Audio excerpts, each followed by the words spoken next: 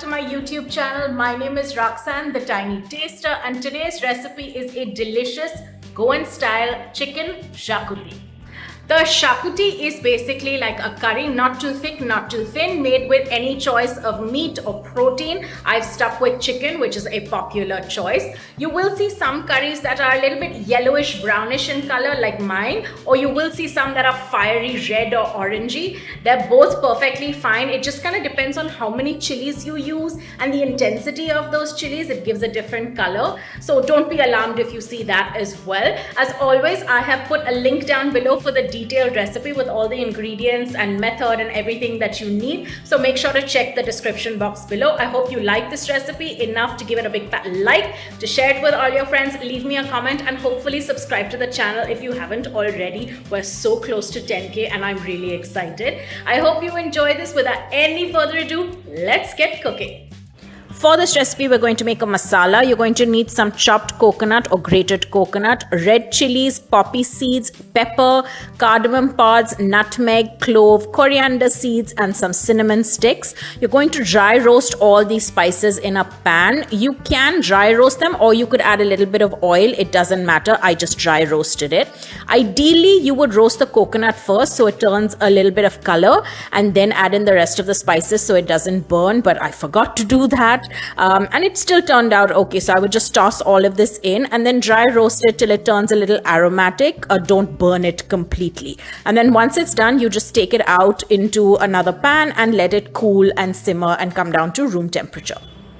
In the same pan, you will add a little bit of oil and toss in 1 chopped onion and 2 green chilies, and then just cook it till the onions turn golden brown and the chilies blister a little. It doesn't have to cook completely, but it doesn't have to be raw either. So this will take a couple of minutes. Once it turns a little bit golden brown and the chilies blistered, you will take it out and let it cool. While the onion and masala is cooling to room temperature, marinate your chicken. I've used half a kilo of skinless chicken with bones. You could use any cut that you like. To this, you will add a teaspoon or 2 of salt along with 1 teaspoon of turmeric and a generous amount of ginger garlic paste. I've just eyeballed the ginger garlic paste, but I would say 2 tablespoons is good enough. And then just mix it all together and set it aside.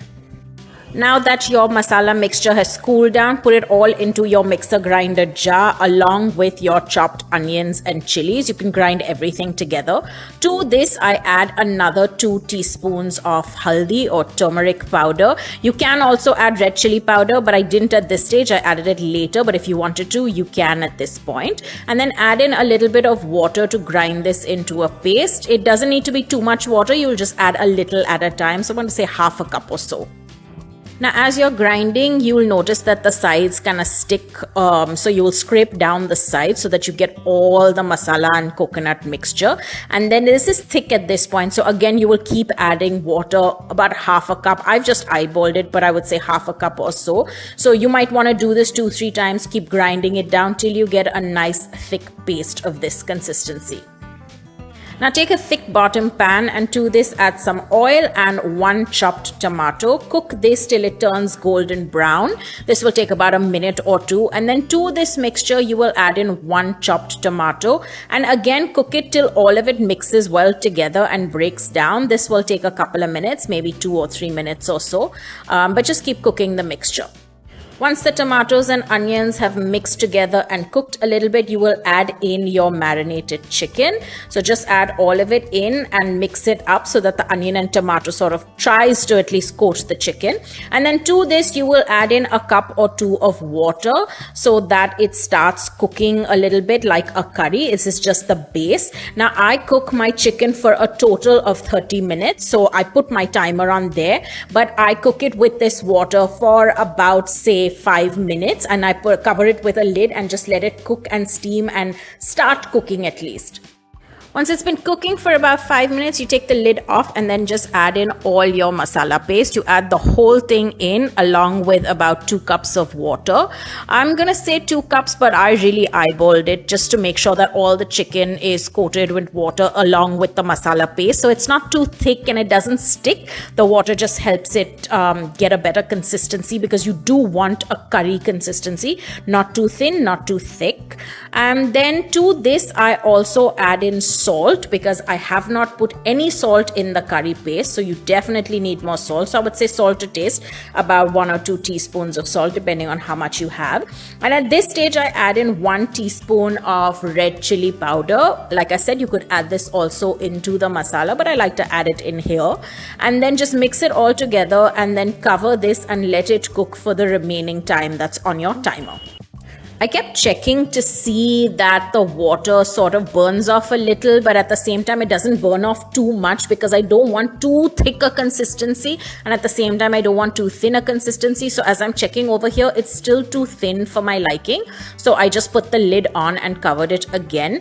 In case your timer goes off and it's beyond 30 minutes, that's really okay. The chicken can keep cooking. It's not going to be a problem. But you do want to make sure that your gravy consistency is right. So not too thick, not too thin, and then as it cools down it does tend to thicken up, so you might have to eyeball it, but I would say this gravy consistency is what I'm looking at, that it pours and coats over rice or bread should you need it. The last few minutes, actually, I just cook it without the lid. I don't know how to explain it. I want to give you a definitive answer, but really this is something that you instinctively feel, just not too thin, not too thick.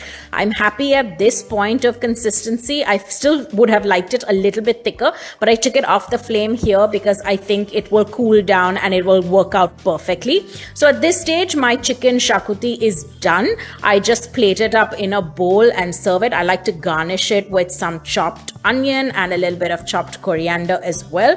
I serve this with rice, that's the best, but in Goa people like to eat it with poi, their local bread. You could have it with bread, chapati, anything you like. I really hope you've enjoyed this. As always, don't forget to like, share, comment and subscribe, and I will see you guys very, very soon.